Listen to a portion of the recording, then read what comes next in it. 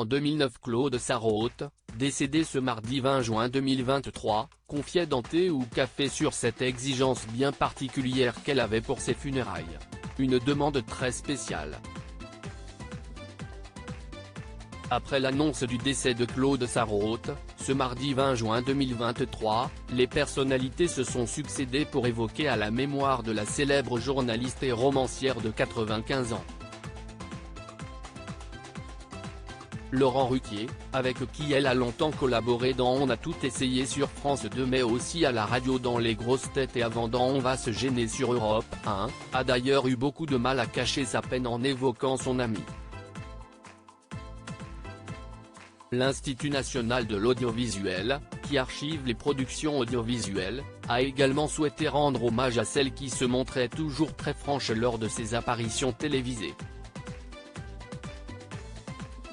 La demande très précise de Claude Sarraute pour ses funérailles ainsi, Lina a retrouvé un passage de l'émission Thé ou Café de France 2, datant de 2009. Âgé de 81 ans, à l'époque, Claude Sarraute se prêtait à l'exercice du fameux dos à dos avec l'animatrice Catherine Sellac. L'occasion pour l'ex-plume du Monde de se prêter à quelques confidences.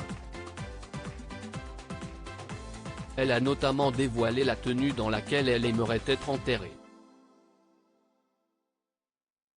Si la question peut être étonnante, elle ne cesse pas dérober pour y répondre, avec mon alliance. Mais aucune importance, affirmait la veuve de Jean-François Revel, qu'elle avait épousé en troisième noces.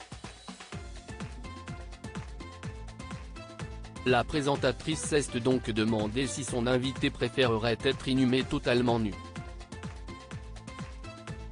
Et Claude Sarraute de rétorquer avec la verve qu'on lui connaît, « Ah non, que les verrait quelque chose à manger avant d'arriver jusqu'à moi quand même ». De quoi beaucoup amuser Catherine Sellac. Mort de Claude Sarraute, de nombreux hommages. Tous ceux qui avaient croisé le chemin de Claude Sarraute avaient forcément une tendre anecdote à raconter sur elle.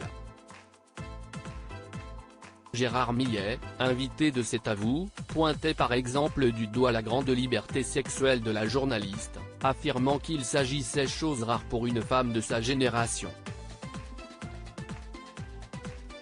D'autres, comme Isabelle Mergo, se souviennent de ses frasques, comme la fois où elle a utilisé un appareil photo durant plusieurs jours, avant de s'en débarrasser sans avoir fait développer les clichés car c'était un appareil jetable.